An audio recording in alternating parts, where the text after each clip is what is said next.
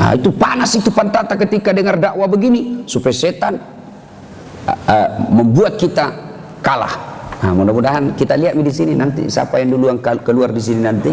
Nah, kapten itu nakana setan, bos. Nah, ada lagi tidak keluar, ada lagi caranya yang setan yang kedua. Dia tidak keluar tapi apa? Nantu. Sandar-sandor di dinding. Padahal cakerudu. Ada kan biasa begitu, mau tahu nanti tipu kita tuh. Nah, dikira baru mengerti, padahal orang ngantuk. Nah, itu setan juga itu, bos. Ya, ada lagi yang susah disusah ini. Kalau setan yang tidak kelihatan baca basmalah lari nih, tapi ada setan dalam bentuk manusia. Nah, kok bikin? Nah, ganggu kita terus selama kita dengar ceramah. Itu setan itu, supaya kita tidak konsentrasi. Maka segala macam dilakukan itu setan untuk menghilangkan konsentrasi kita. Nah, mudah-mudahan kita di sini adalah pemenang-pemenangnya semua. Ibu bapak, saudara-saudara sekalian, saya ingin berkisah. Suatu kali Rasulullah Sallallahu Alaihi Wasallam mengumpulkan para sahabat. Selesai sholat subuh, seperti kita ini. Nah, sudah assalamualaikum warahmatullahi, assalamualaikum warahmatullahi. Selesai berdoa, Nabi tanya semua sahabatnya, ada yang bermimpi tadi malam? Tidak ya Rasul. Nah, coba, adakah yang bermimpi? Tidak ya Rasul. Nabi lalu menjelaskan, saya tadi malam bermimpi. Apa gerangan mimpinya ya Rasulullah? Saya dibawa jalan-jalan melihat situasi surga. Lalu di dalam surga saya diperlihatkan oleh Allah ada orang yang diberikan hadiah, diberikan penghargaan oleh Allah dalam surga. Banyak sekali hadiahnya, banyak sekali dipunyakan penghargaan. Lalu orang ini berkata kepada Allah, ya Allah, ini hadiah yang engkau berikan kepadaku, rasanya tidak seperti amal yang saya lakukan. Ibaratnya begini, kalau diangkai, amalnya seperti ini besarnya, tapi dibalas oleh Allah satu derong. Nah, karena ini cadi-cadi jinju amalku, ngapa najaikan ini balasannya? Kok banyak sekali balasannya ini Allah? Ibaratnya amalnya cuma 5, Allah kasih balasan 5.000. Kenapa banyak sekali ya Allah? Allah lalu berfirman, wahai hambaku, ketahuilah itulah doa-doamu waktu kau hidup di dunia yang tidak aku kabulkan, karena saya tahu kau tidak mampu memikul apa yang kamu minta itu.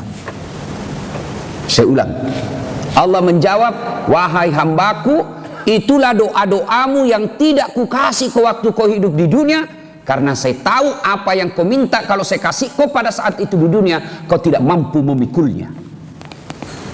Ada doa yang kita minta tidak dikasih Allah. Kenapa tidak dikasih Allah? Allah tahu kalau dikabulkan tidak bisa kita pikul. Contoh, ya Allah, mudah-mudahan tahun ini saya bisa beli mobil. Ngapa nak bukan mobil dibeli, motor dijual? Apa nak tambah jauh jadi yang ku minta ini? Ya Allah, mudah-mudahan suamiku bisa beli mobil tahun ini. Tiap malam itu ibu berdoa. Ternyata tidak dapat. Oh ternyata Allah tahu kalau ada mobilnya suami ibu, bukannya makin bahagia ki, malah tanpa rusak rumah tangga tak. Kenapa? Suami tak mobil barunya nak pakai ki selingkuh. Apa ibu? Mau ki? Mau kok ibu? Apa nak bilang teh aja Ustaz. Tahu itu ibu kalau orang bicara poligami deh langsung nak bombek ki. Nah kan injo Ustaz kasangin poligami mami na cerita. Ibu-ibu tahu gitu dalam Islam ada 4 tipe rumah tangga. Pertama dalam Quran itu toh, ibu-ibu dengar dulu ini bu. Pertama, suaminya beriman, istrinya kafir. Nah inilah rumah tangganya Nabi Lut alaihi salam. Yang kedua, suaminya kafir, istrinya beriman. Inilah rumah tangganya Fir'aun laknatullah alaih. Yang ketiga, istrinya kafir, suaminya juga kafir. Inilah keluarganya Abu Lahab. Yang keempat, suami beriman, istrinya pun beriman. Dialah Ibrahim alaihi salam. Ibu-ibu kira-kira pilih mana ibu? Rumah tangga yang bagaimana yang ngempak ini bu? Ibrahim alaihissalam. Tapi ingat ibu, Ibrahim itu 2 istrinya. Mana ibu? Masih mau ke Ibrahim? Dan sedulan jamak Ustaz, lebih baik Fir'aun saja. Nah ibu bapak saudara-saudara sekalian, ada orang berdoa, ya Allah mudah-mudahan anakku lulus jadi PNS. Malah tidak lulus. Padahal anaknya paling cerdas, padahal anaknya paling baik sholat tahajudnya, anaknya rajin mengaji, daftar PNS kok tidak lulus. Sementara tetangganya anaknya pakai kepala talang, anaknya sangin cewek mami na bonceng tiap malam minggu ndak na nikahi. Anaknya jelek agamanya, anak pernah kita sholatnya hanya hari Jumat saja, paling terlambat datang, paling cepat pulang. Lulus sih. Allah tahu kenapa anakmu tidak lulus PNS, karena Allah tahu bukan di situ tempat yang baik. Saya contoh ibu ini sering sekali saya cerita, ini sisi kehidupan saya. Waktu ku tamat ke SMA, daftar ke fakultas kedokteran. Mau sekali kak jadi dokter, 3 kali saya ikut UMPTN, 3 kali, bayangkan 3 kali. Saya ikut bimbingan tes di Gama College waktu itu.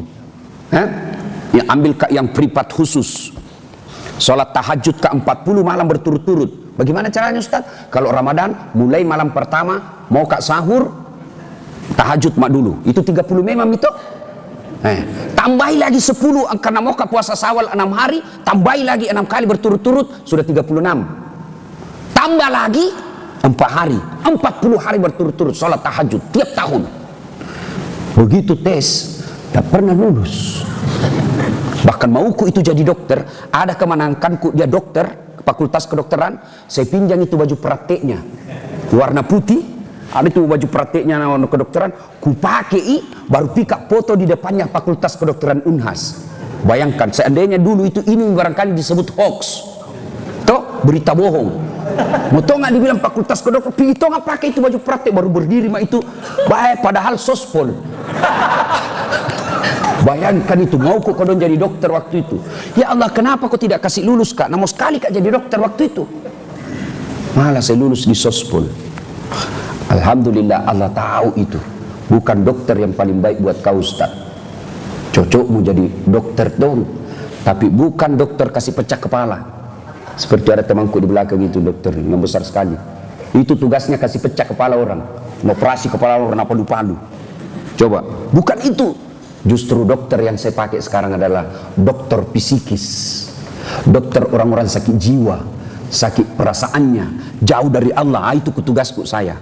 Ibu-ibu curhat, bapak-bapak curhat tengah malam jam 2, orang lagi enak tidur, bunyi telepon. Kenapa ki ibu? Suamiku selingkuh Ustaz. Karena membalas kak Ustaz. Sakit hati kak jadi membalas kak, malah sekarang susah kak lepas dari selingkuh. Bayangkan. Baru-baru ada lagi curhat, anak-anak SMA, Ustaz, kasih kak kodong jalan keluar. Beberapa malam yang lalu bapakku melakukan percobaan pemerkosaan. Bayangkan, bapaknya mau perkosai. Saya lapor sama mamaku, mau kak lapor di polisi, mamaku larang kak Ustaz. Nah bilang jangan kok nak, aku kasih malu keluarga. Yang bikin saya sakit hati Ustaz, ternyata bapakku sudah nak kasih begitu adikku. Coba, itu yang saya obati saya bos. Kalau dokter capok mas suntik, pantak noran mas suntik. Kalau apa saya jiwanya yang saya suntik. Tidak jadi dokter, Allah kasih mana yang terbaik. Temanku yang jadi dokter tugas di Kepulauan Aru.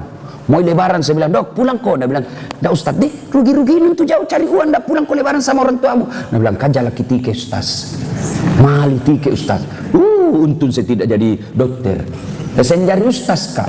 Tidak pernah kak pusing soal tiket. Kenapa? Bukan saya beli. Orang beli kan, siapa undang nggak? Kau beli bos. Hebatnya lagi pergi tidak bawa uang, pulang bawa uang. Apa kok? Allah kasih yang terbaik. Berdoa saja. Ini salaba miskin, tapi ini salaba. Assalamualaikum warahmatullah. Maghrib. Assalamualaikum warahmatullah. Kalau orang sahabat membaca selesai sholat, Allahumma antas salam. Nah baca sahabat yang lain malah saklaba Allahumma lantas jalan. Dilihat ini Nabi, ini saklaba ini sombong tong, kayak ton dia tidak butuh dengan Allah. Orang berdoa dia langsung pulang. Hari kedua begitu, hari ketiga begitu. Dipanggil sama Nabi, saklaba sini saya kau dulu. Kau ini kayak kau tidak butuh dengan Allah. Apa sih susahnya? Selesai kau sholat berdoa kau dulu, minta kau kepada Allah. Kau ini rasanya orang sombong, tidak butuh Allah. Nabi bilang saklaba, sebenarnya banyak lama Tomma ini mau curhat sama kita Nabi, Tapi malu-malu, tak kalam kita tanya ke sekalian mak curhat. Apa kan itu? Nabi bilang, ya Rasulullah, saya ini orang miskin kok dong. Terus, tidak ada apa-apa, sarungku, satu jenis sarungku.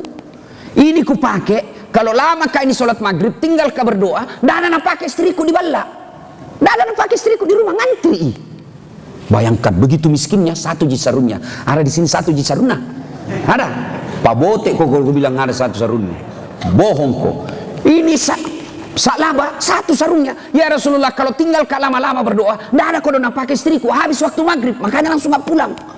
Ya Rasulullah, tak kalah ini kita tanya, kenapa? Doakan saya kau jadi orang kaya, doakan saya supaya saya bisa kaya. Apa bilang Nabi? Kau kira enak jadi orang kaya? Siapa panutanmu? Siapa teladanmu? Anda ya Rasul, kau lihat saya kaya? Tidak ji. Sudah, jangan banyak bicara, pulang aku. Pikir kau dulu. Pulang, besok datang, ya Rasulullah, sudah aku pikir, memang enak kalau miskin ya Rasul, tapi enak lagi kalau kaya orang. Kalau saya kaya ya Rasul, saya punya sarung banyak, saya bisa tinggal bersikir di masjid. Kalau saya kaya ya Rasul, ada duitku, bisa kak bangun masjid. Kalau saya kaya ya Rasul, saya bisa memerdekakan budak. Kalau saya kaya ya Rasul, saya bisa bersedekah, membantu anak yatim dan fakir miskin. Insya Allah enak kalau kaya. Kalau saya kaya, ku undang Ustadz Dasat, ku antar mobil, kalau ada mobilku baru. Itu dulu, itu caleg kan begitu. Tanam aku capo, amami bos, puna nak terpilih telepon mah, mau kopi panas ku antar ko, tanam aku, doakan ada mobilku, puna niat mobilku, mau kopi carama pakai ki. Sekali ada mobil nah, deh, nah kalau semama ki, assalamualaikum, tidak minambe ki, nah itu caleg begitu. Itu caleg dulu tuh waktu mau dipilih deh, datang asing itu sambayang, mana ndak diundangi datang tongi di masjid. Sekali sudah terpilih deh, wabillahi taufiq wal hidayah. Ya. Akhirnya Sa'labah dikabulkan permintaannya. Oke kata Nabi, baiklah, didoakan supaya bisa kaya. Ya namanya Nabi ya berdoa, langsung dikasih kambing 1 ekor betina, tidak ada suaminya, hamil, kambing hamil tidak ada suaminya. Kambing, wajar jika kalau kambing hamil dari suami, namanya kambing. Tapi sekarang banyak tuh cewek mau sayang sama kambing. Dari suami. Ada anak dari suami. Dan saya bilang mahasiswaku, saya juga setelah sini. Lama tuh main ini, mau 25 tahun umurku, nanda ada anakku. Aku bilang bagaimana mau anak, nanda ada istrimu dong. Akhirnya didoakan dengan izin Allah, dari 1 ekor kambing menjadi puluhan. Makin lama Sa'labah yang tadinya belum asam sudah ada di masjid, ini kamak mi baru datang. Nabi au nak kenan ya balak Sa'labah. Makin lama makin banyak masbuk mi. Tinggal 1 mami rakaatnya dapat. Nabi dalam bahaya. Apa yang saya khawatirkan akhirnya terbukti. Makin lama tidak pernah mi datang. Tinggal Jumat saja dia datang. Nabi bencana besar. Sibuk diurus kambingnya tuh. Makin lama tidak pernah muncul, dan akhirnya turun perintah untuk bayar zakat. Ketika Allah perintah untuk bayar zakat, Nabi bilang, "Piko minta zakatnya Sa'labah, suruh bayar zakatnya." Apa Nabi bilang Sa'labah? Enak nu, setengah mati saya urus ini kambing, kau datang minta. Nah gara-gara ini mi kambing tidak datang di masjid, kau datang enak. Siapa kau cowok? Turun pulang penagih zakat, disampaikan oleh Nabi. Nabi tagih lagi 2 kali, masih begitu. Tagih ketiga kalinya, masih tidak mau. Nabi sudah jangan kau lagi panggil. Nah kena tongannya balak Sa'labah, musibah besarlah buat dia. Ringkas kisah, turun perintah Allah, ayat kurang lebih penjelasannya. Banyak diantara kalian ketika dia miskin hamba Allah, setelah dia kaya hamba harta. Disampaikan ayat ini oleh Bilal sama Sa'labah. Sa'labah baru ayat turun, kau nasindir ini. Nah kau di Madinah begini sih Pak dongo. Tentu dalam hadis tidak ada itu kata dongo, tidak ada. Bahasa ada tunjuk tas ini tuh supaya enak didengar. Sa'labah langsung sadar, astagfirullah, ma'adamijah. Dia buru-buru ambil hartanya, dia bawa untuk ke Nabi untuk diterima zakatnya. Ya Rasulullah, maafkan saya, ini zakatku ya Rasul. Nabi bilang, terlambat maka cilaka. Jangan kau bawa pulang itu, makan itu zakatmu. Lupa kasirik kak. 3 kali kau ditagih, kau tidak pernah datang. Sekarang makan itu zakatmu sendiri. Ditolak oleh Nabi. Akhirnya Nabi wafat. Datang lagi kepada Abu Bakar. Ya Abu Bakar, terima kodong zakatku ini.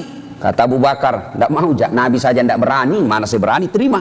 Wafat Abu Bakar Siddiq, diganti oleh Umar bin Khattab. Ya Amirul Mukminin Umar bin Khattab, terima kasihan zakatku ini membersihkan harta-hartaku. Apa kata Umar? Nabi tidak berani terima, tidak mau terima. Abu Bakar tidak mau terima, apalagi saya, mana saya berani. Makan aku itu cidak wo.